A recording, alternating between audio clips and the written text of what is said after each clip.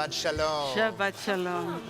Shabbat Shalom, and welcome to our exquisite, magnificent main sanctuary that hopefully can help us transition from the week that we've had out in the world into a place of holiness and rest and recovery and togetherness. On my desk, I have a little cat-shaped figurine that I got when I was in Punta Cana a few years ago. And in the body of the cat, there are these changeable blocks where you can change the month and the date. And it's what I call my catlander. But unfortunately, it is really wobbly, and the date barely stays there before I knock it by accident and it comes tumbling down. This morning, when I changed the date to the 25th of July, I stared at it, and then predictably, it fell over. And the dates were scrambled. And I thought to myself, that's a pretty good sentiment for where I feel like I am in the calendar. That it's July 25th, that August is around the corner, summer is halfway done. The calendar doesn't lie. The dates might be scrambled, we might not know where we are, but once a week we have an opportunity to come here together to bring in Shabbat.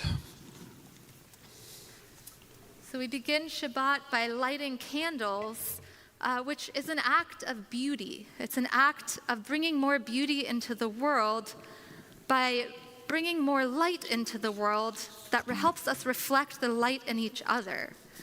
And that helps us understand that each person, each human being, carries light and carries beauty in them. But this week, for many of us, has not necessarily felt like a week of beauty. It's been a week full of terror, full of terrible news, full of horrible images of people, especially people in Gaza, who we know have been struggling with the affliction of hunger and starvation. And some of us feel distraught by this. We feel despair, we feel helplessness. We don't know how to respond. And some of us feel distraught and despair, and we also feel some defensiveness. We feel like the situation is so much more complicated than those in the media may make it out to be. And so we wanted to bring some text from our past to help us see this in a certain light. The Mishnah Torah, our text by Maimonides, one of our great scholars, says, when a poor person whose identity is unknown says, "I am hungry, provide me with food," we do not investigate whether he is a deceiver. Instead, we provide him with sustenance immediately. We provide sustenance and clothing for the poor of the Gentiles, together with the poor of the Jewish people, as an expression of the ways of peace. So as complicated and as challenging as it may be, our job is to ask for there to be food for everyone who needs it. And we may not know exactly how to do it, but we do know there are some Jewish and some Israeli organizations who are really fighting for that food to get in, fighting for that food to get through. So we're hoping that in the next weeks, we'll be able to bring in Daniel Sokach, the leader of the New Israel Fund, who's working very hard to bring food into Gaza, who's working with Israelis and working with Palestinians to say, whatever happens next, we need food, we need sustenance, people need peace. And so that's our hope and that's our prayer as we light these candles. And we'll say, Olam Chesed Ibaneh, we can build a world with more kindness, with more peace in it. So we'll begin on page 2 with our lighting of the candles, and then we'll sing Olam Chesed Ibaneh.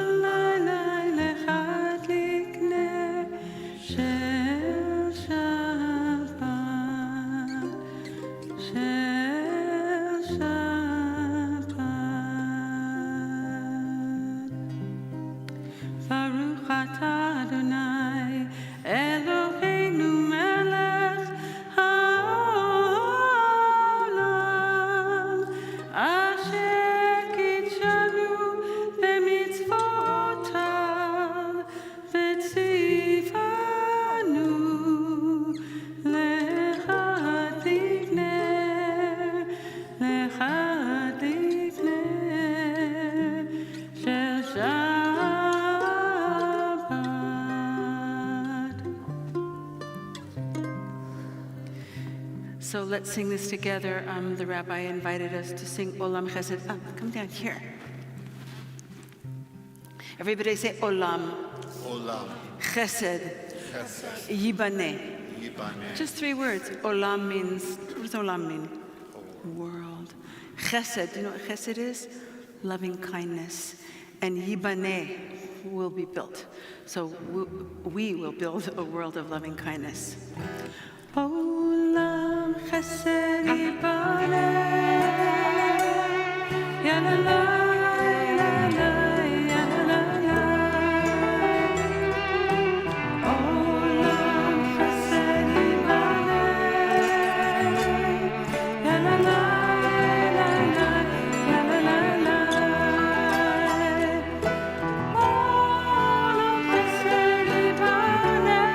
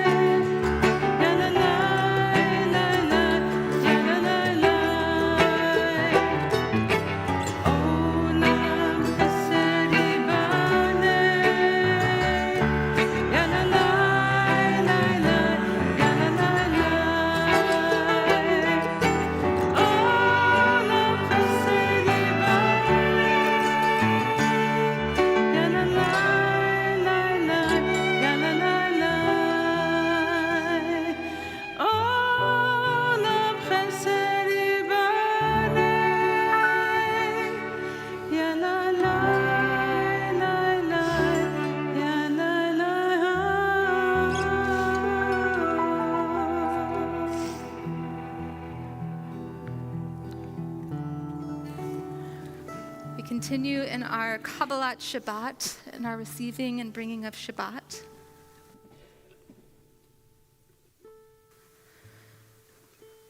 We're going to sing Dodi Li, which means my beloved is present. There's so much belovedness in this room, even if we're not feeling it in the greater world.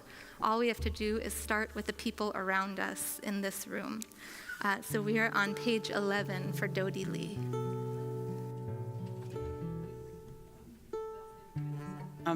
Weddings, this particular text. And it's great that it's in the prayer book because it's in the Sephardic tradition. Any Sephardim here? There we go. In the Sephardic tradition, you sing wedding songs on Shabbat because this idea that we're forming that perfect union that can happen at a wedding. And so we bring the text from Shir HaShirim to Shabbat. And our prayer book has that. I love that our prayer book brought that. So we sing, Dodi li vani lo harueh bashoshanim dodi li. Let's try that together, page 11, right?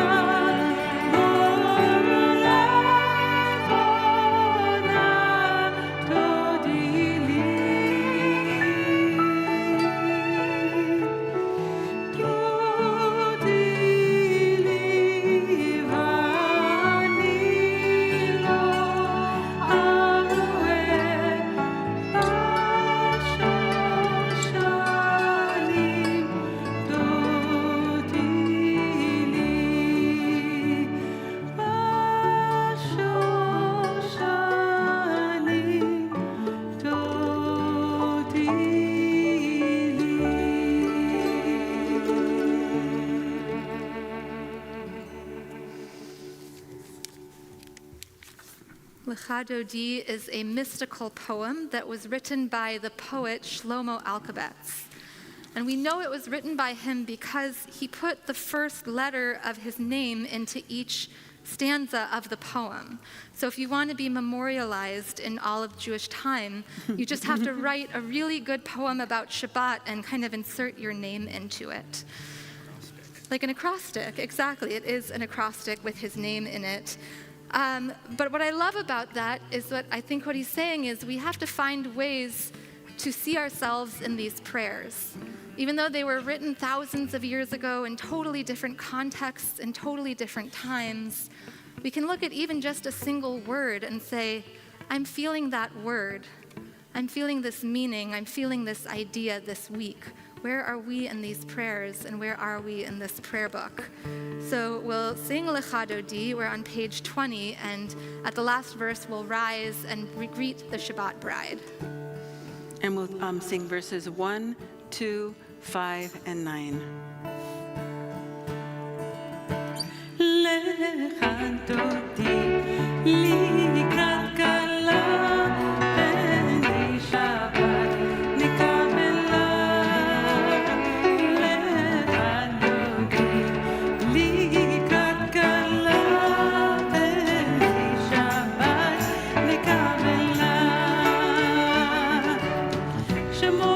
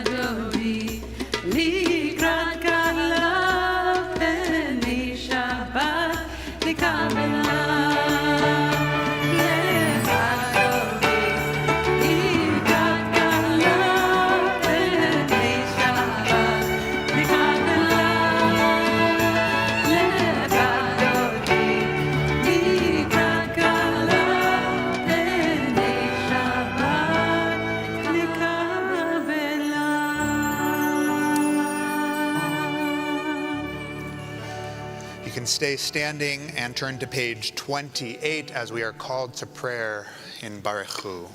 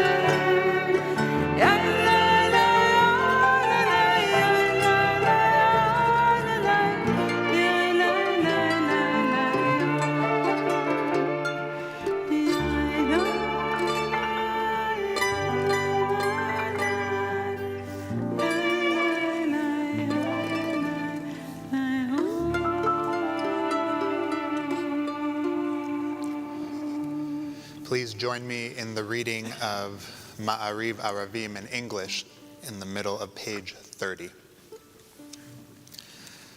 Blessed are you, Adonai, our God, ruler of the universe, who speaks the evening into being, skillfully opens the gates, thoughtfully alters the time and changes the seasons, and arranges the stars in their heavenly courses according to plan.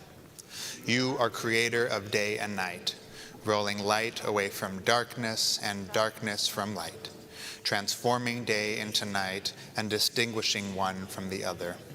Adonai Tzvaot is your name. Ever-living God, may you reign continually over us into eternity. Blessed are you, Adonai, who brings on evening. Umadir yom umevi laila, umavdil ben yom uvein laila, Adonai Tzvaot Shemo, El Chai v'Kayam, Tamid Yimoch Aleinu leolam va'ed, Baruch atah Adonai, Amari v'Aravim. Page 34. Shema Yisrael, Adonai Eloheinu, Adonai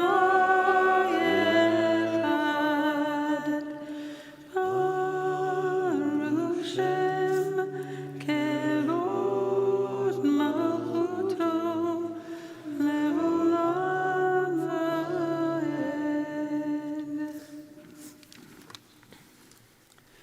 ואהבת את אדוני אלוהיך בכל לבבך ובכל נפשך ובכל מאודך, והיו הדברים האלה אשר נחים אצלך היום על לבביך, ושיננתם לבניך ודיברת בם בשבתך בביתך ובלכתך בדרך ובשוכבך ובקומך, וקשרתם לאות על ידיך והיו לטוטפות בין בעיניך. עיניך, וכתבתם על מזוזות ביתך ובשעריך, למען תזכרו ועשיתם את כל מצוותיי, וייתן קדושים לאלוהיכם. אני אדוני אלוהיכם, אשר הוצאתי אתכם מארץ מצרים, להיות לכם אלוהים. אני אדוני אלוהיכם, amen. We sing in celebration of freedom on page 40, Mi Chamocha.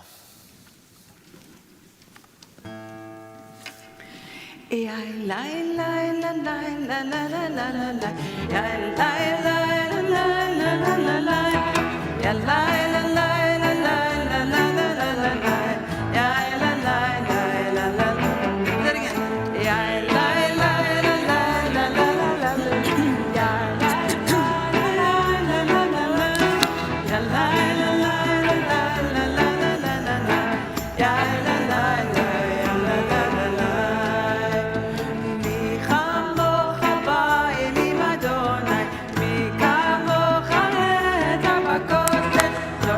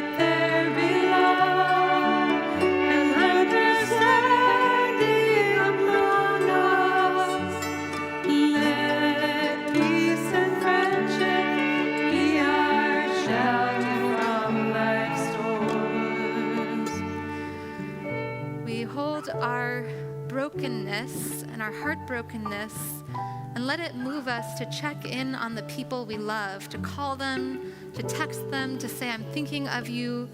You're not alone. This week, we're praying for healing for Chaya Bluma, for Sharon Groff, Sam Nossiter, Robert Osheroff, Lori Jarecki, Rachel Bat Avraham, Miriam Bat Eliezer Miriam, Joseph Gerlach, Lynn Fox, Dorothy Calvin, Adam Goodkind, Alex Andreyevenko, Bobby Miller, and Rosalind Rhodes. If there's someone you're praying for this week, you're hoping for their healing, you just want to send them love and strength, please share their name out loud as I pass my hand around the room.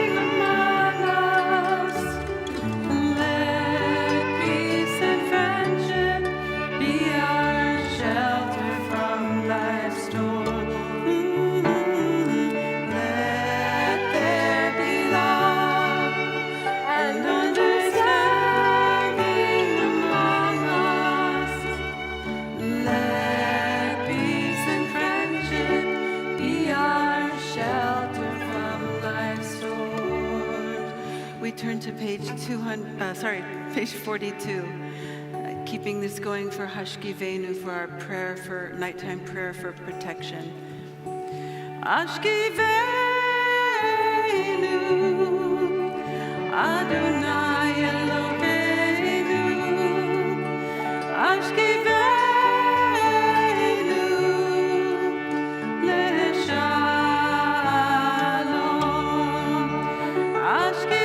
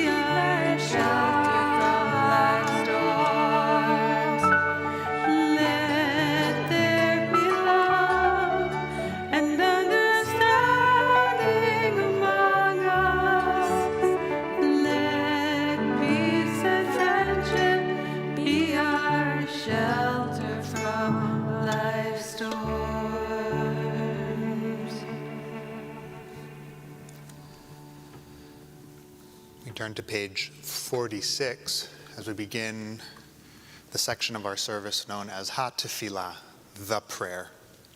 And if you're wondering, what can prayer do for me? What is prayer all about? I'd like to have that conversation with you because I too wonder. And there's a reading on the opposite page that I like to look at before entering into my personal prayers that help me understand a little bit this project of Tefillah. So I want to invite you to join me in reading aloud the top 2 paragraphs on page 47. Pray as if everything depended on God. Act as if everything depended on you. Prayer invites God's presence to suffuse our spirits, God's will to prevail in our lives. Prayer may not bring water to parched fields, nor mend a broken bridge, nor rebuild a ruined city. But prayer can water an arid soul, mend a broken heart, rebuild a weakened will. Please rise. We'll sing the opening line on page 46 aloud, and then we'll enter into our private prayer.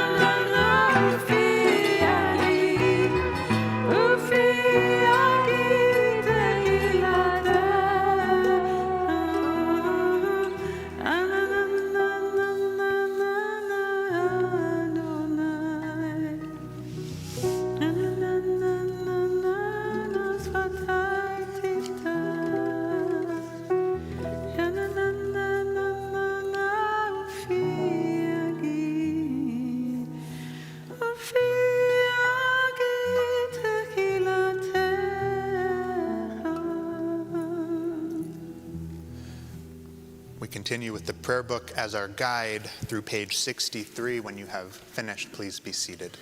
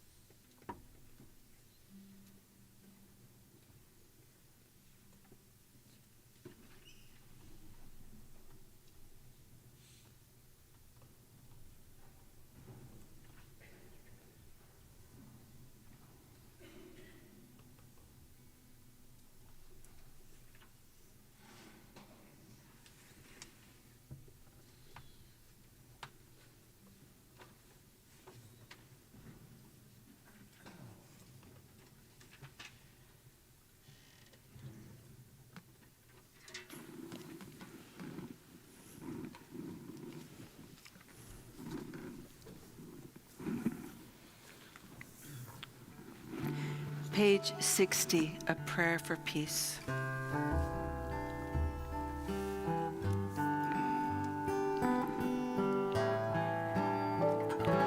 Shalom Rav Yisrael Amcha Tasim Leolam. Shalom Rav Yisrael Amcha Tasim Leolam. Ki atah hu Melech Adon. Lechol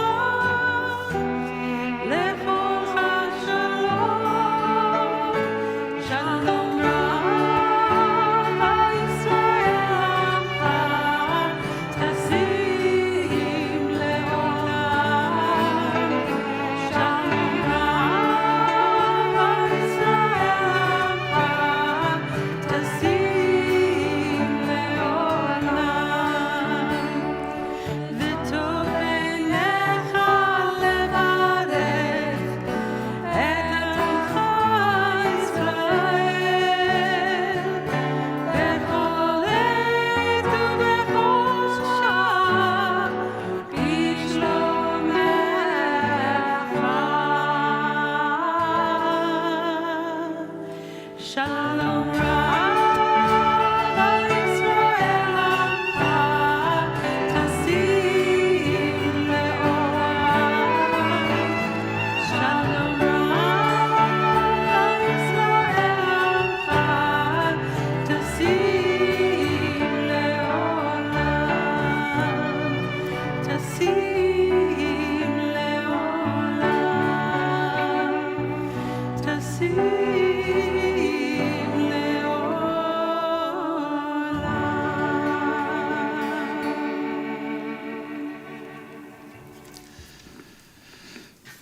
Our Devar Torah this evening, our sermon this evening, will be delivered by Rabbi Alan Bennett. If you don't know Rabbi Alan Bennett, he's usually sitting right up here next to Rita Semmel, a matriarch of our community in ways. And Alan Bennett, although he's retired from the rabbinate, most recently he served Temple Israel in Alameda. He is a fixture in our sanctuary and in our community. And this evening we have the opportunity to hear from a different voice from our bima to give this Shabbat's Devar Torah. So I'd like to invite Rabbi Alan Bennett to the bima.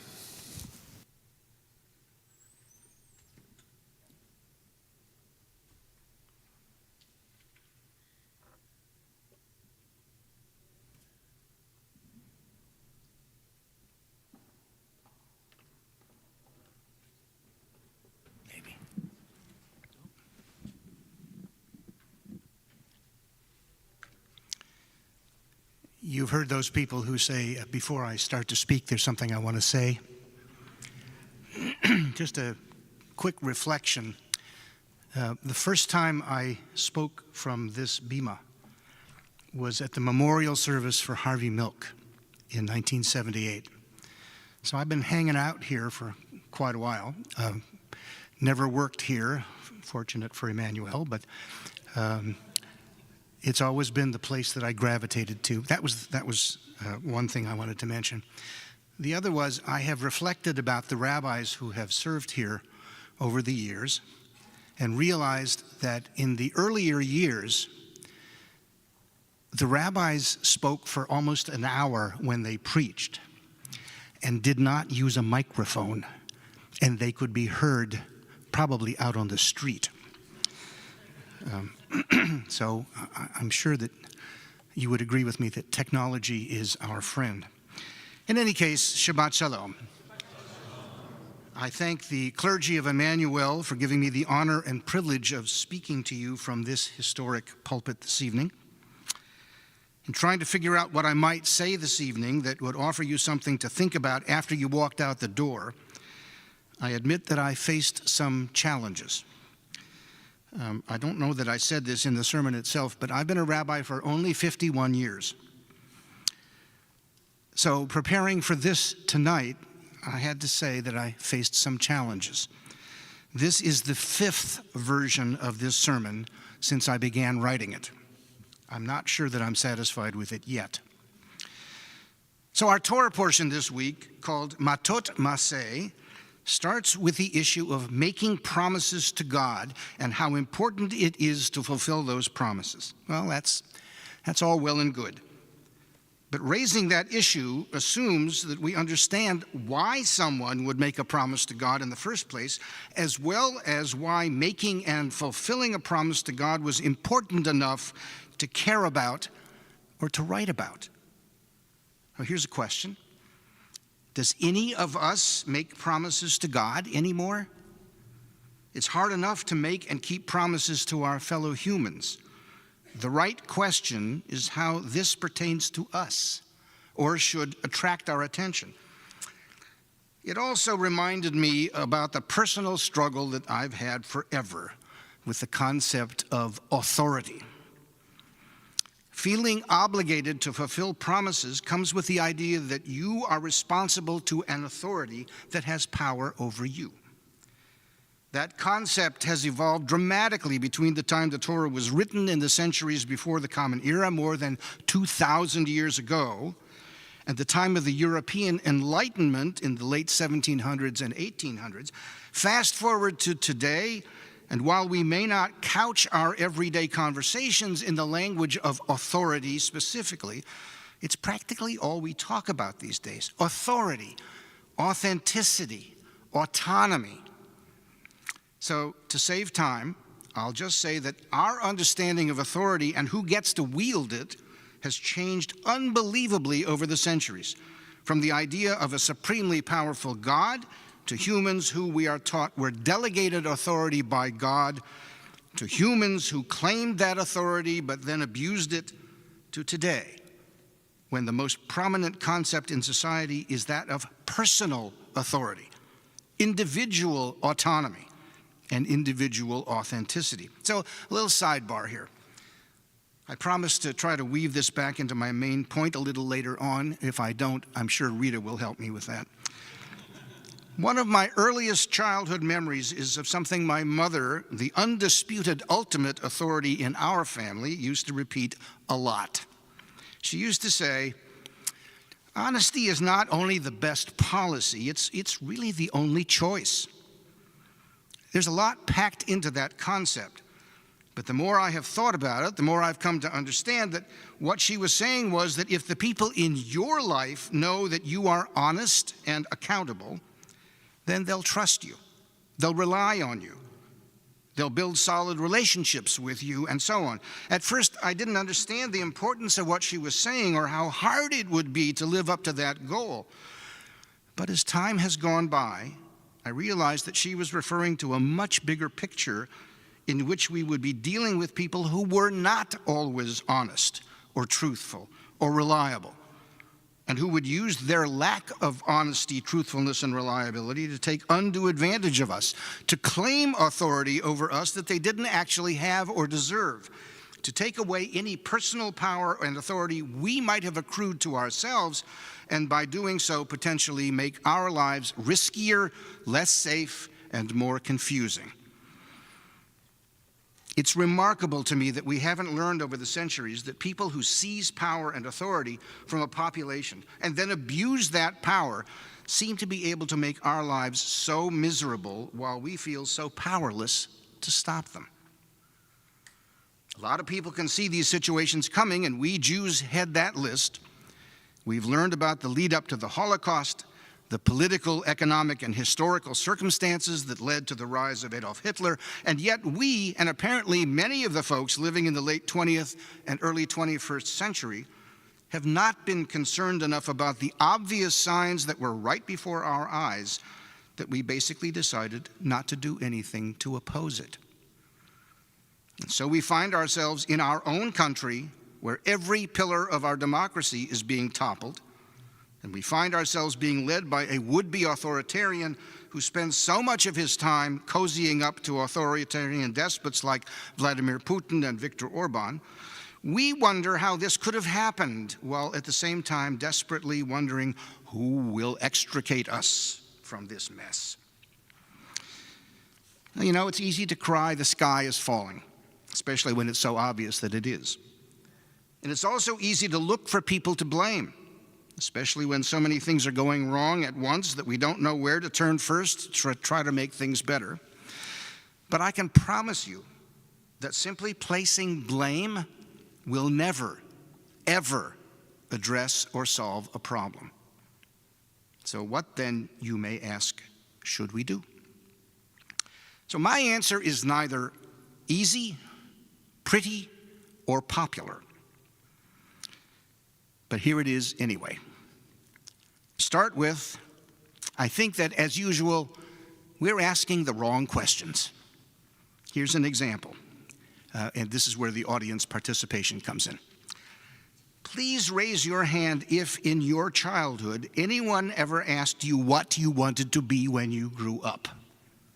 Ah, that's good. I mean, not good, but it's good. It's hard to realize that it's only been in the last couple hundred years that the majority of people who were able to choose professions, remember we couldn't always do that, rather than simply continuing to work on the farm or as peasants or slaves in places where a person's worth was based entirely on what their labor could provide for the support of their family or community. So in a lot of places, and a lot of times, it would have been considered a luxury to ask that question. But there's a better question that nobody ever seems to have asked. The right question shouldn't have been about an occupation or a job or a career. The right question should never have been, what do you want to be when you grow up, if in fact you had a choice? But rather, who you wanted to be. What kind of person you were going to be.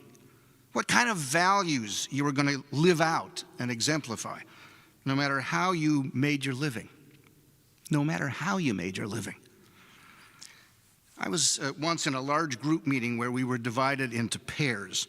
We were given the task of writing the eulogy of the other person in the pair. To write what we would say about them that would be delivered at their funeral. We were allowed to discuss with our counterpart what they wanted included, but we were not allowed to help them write their own eulogy.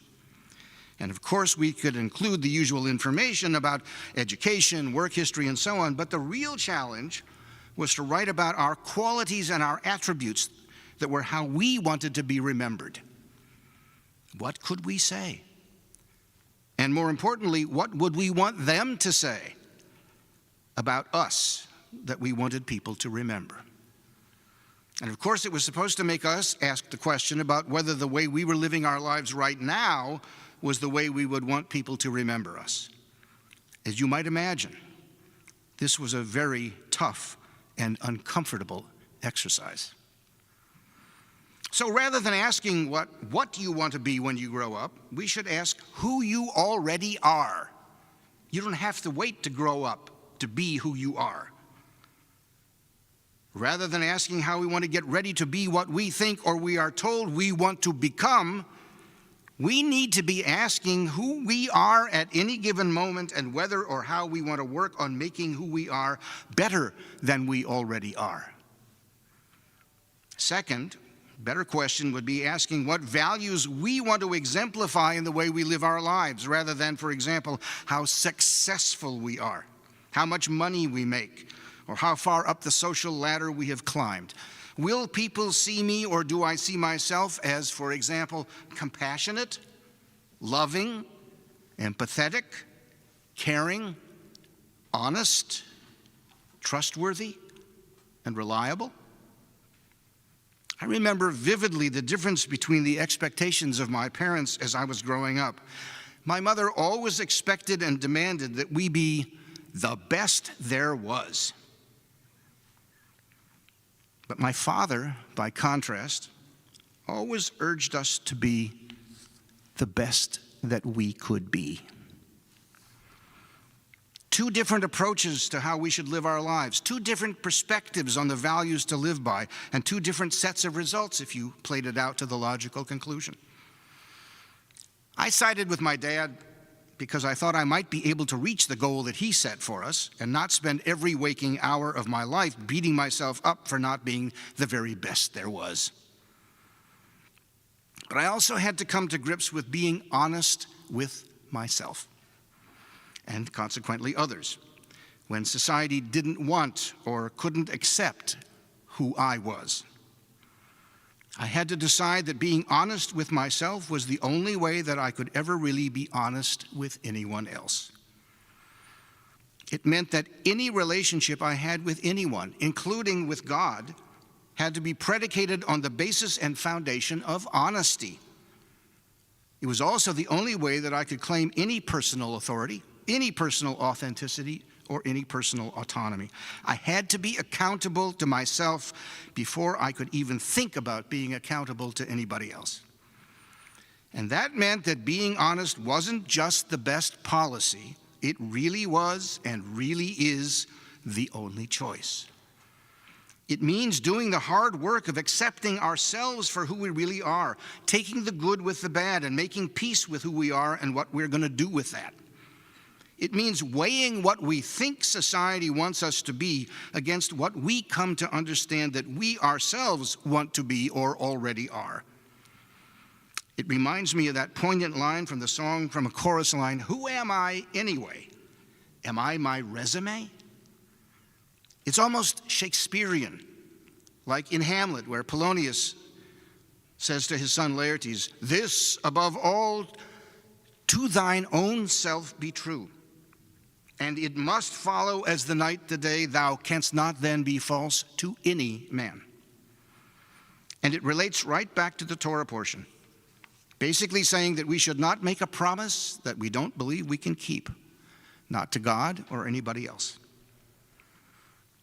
Looking at this from the point of view of human relationships, and especially loving human relationships, it means, and I quote from Broadway, my favorite Jewish resource, it means I can't be right for somebody else if I'm not right for me. It means living our best lives and being our truest selves, even when it's difficult or dangerous. It means being able and willing to stand up to unjust authorities, to live our values, not recklessly, but authentically. And it means that when all the shouting is done, you will have done the best you could and will have been your best and truest self. Some years ago, one of my more colorful and wonderful colleagues, a Hasidic rabbi in the East Bay who happened to be a moil, ritual circumciser, Rabbi Hanan Feld, lay dying on his bed at home. One of his sons, also a rabbi, sat with him in his last moments. Hanan, unable to speak, wrote his final words on a pad of paper next to him. He wrote, "No fears, no regrets." His son made sure to tell us that at his dad's funeral. Oh, that we could live our lives in such a way that we could come to our inevitable end with no fears and no regrets. That we could live our lives being our best selves, being true to ourselves, building community, modeling both compassion and justice. And one more question that we all too often ask that is also a wrong question. You see a pattern developing here? These days, we usually start by asking, what's in it for me? What do I get out of it? That's not the right question. The right question is, and always has been, how can I help? That's a topic for another sermon, but it is a question which, when answered honestly and thoughtfully, would probably change millions of people's lives for the better around the world. So I'll close tonight with words from a lesser-known American poet, Edgar Guest. I've known and loved this poem since I was a child. I hope it will speak to you too. Please listen to it, keeping the ideas of authority, autonomy, and authenticity in mind. The poem is entitled, Myself. I have to live with myself, and so I want to be fit for myself to know. I want to be able, as days go by, always to look myself straight in the eye. I don't want to stand with a setting sun and hate myself for the things I have done. I don't want to keep on a closet shelf a lot of secrets about myself and fool myself as I come and go into thinking that nobody else will know the kind of man I really am. I don't want to dress myself up in sham. I want to go out with my head erect. I want to deserve all men's respect. But here in this struggle for fame and wealth, I want to be able to like myself. I don't want to think as I come and go that I'm bluster and bluff and empty show. I never can hide myself from me. I see what others may never see. I know what others may never know. I never can fool myself. And so, whatever happens, I want to be self-respecting and conscience-free. Amen, and Shabbat Shalom.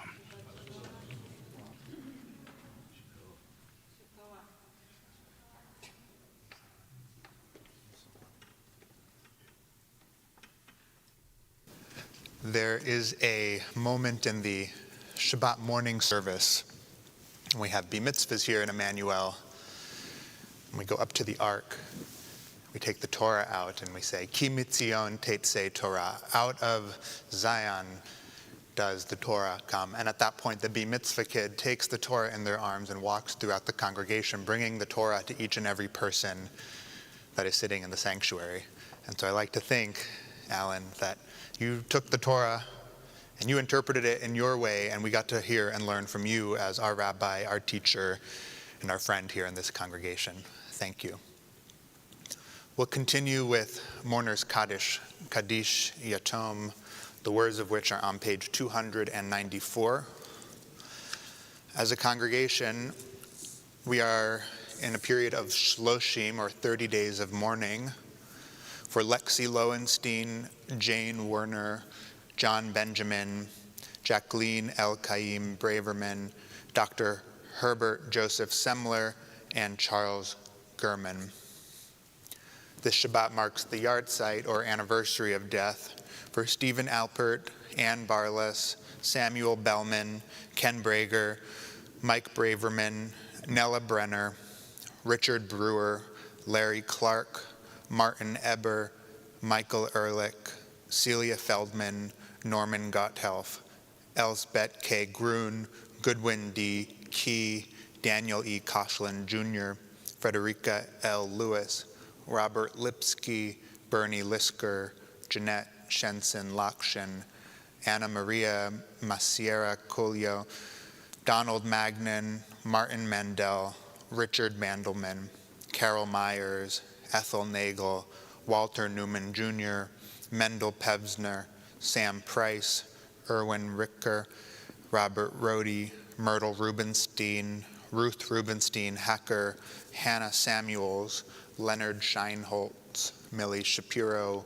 Walt Staten, Barry Sterling, Helen Teitel, Matthew Iway Cern, Alex Weiss, Jim Weitzman, Michael Wittenberg, Rose Wolf, Barnett Wolf, Diane Wood, and Paul Zittel. If you are here reciting Mourner's Kaddish for a loved one, I invite you to share their name out loud in this sanctuary as my arm passes over you.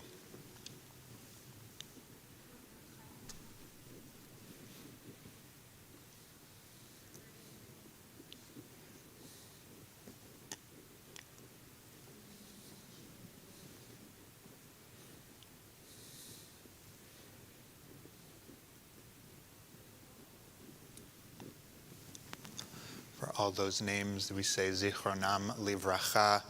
The words for Mourner's Kaddish on page 294. We rise as one community in solidarity with all mourners.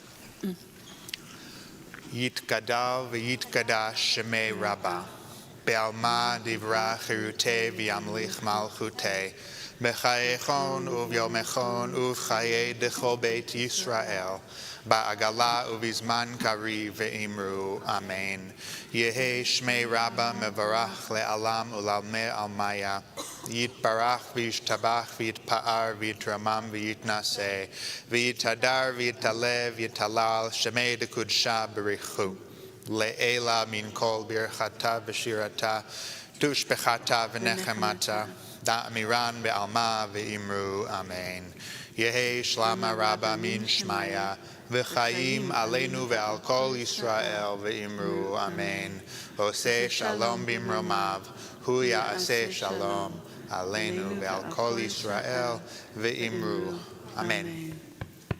If you're comfortable to put your prayer book in a safe place and link up arms with the people around you. Oh, say shalom bimroma,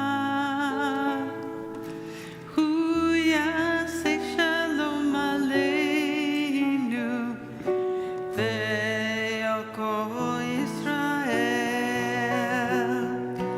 ve'al kol yoshvei tevel, ve'imru.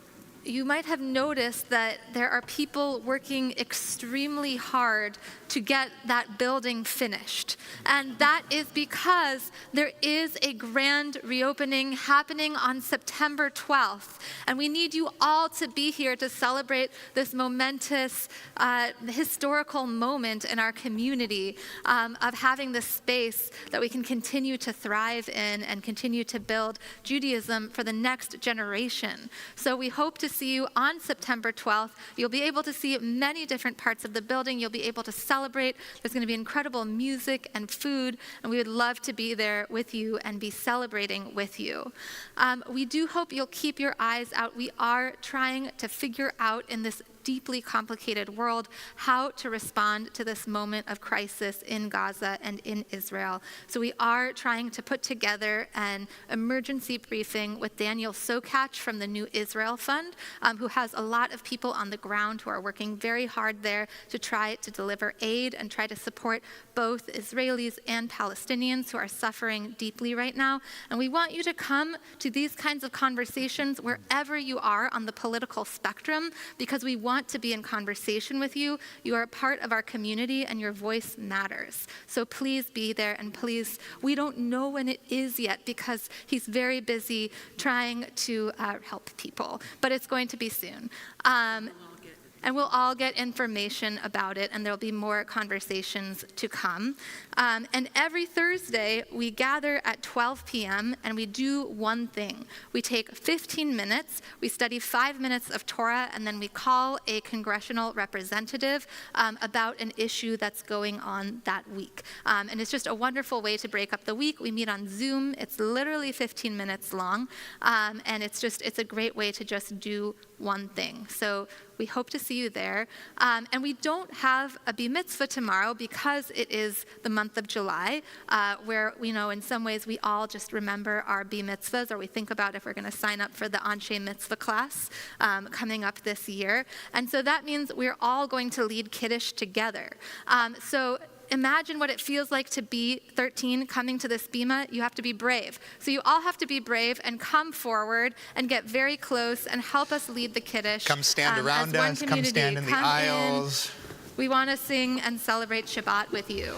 And the prayer is on page 5 if you're following along. Baruch atah Adonai Eloheinu melech haolam, borei peri hakafen. Baruch atah Adonai Eloheinu melech haolam, asher kitshanu b'mitzvotav v'ratzavanu, v'shabbat kodsho v'yahava uvratzon inchilanu, zikaron l'maaseh bereshit, ki hu yom techila lemikra'e kodesh, zecher l'yetziat Mitzrayim, ki banu v'acharta, otanu kiddashta, mikol ha'amim, v'shabbat kodshecha, ve'achava uvratzon hinchaltanu. Baruch atah Adonai, mekadesh hashabbat l'chaim.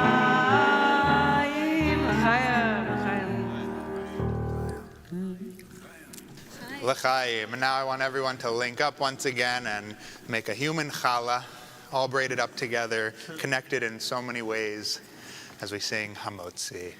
Baruch atah Adonai Eloheinu melech haolam, hamotzi lachem min haaretz. B'tei avon. Shabbat shalom. Shabbat shalom.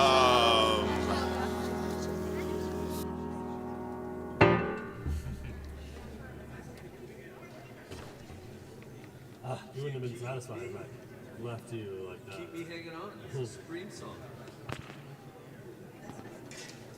Tension, musical tension. Yes.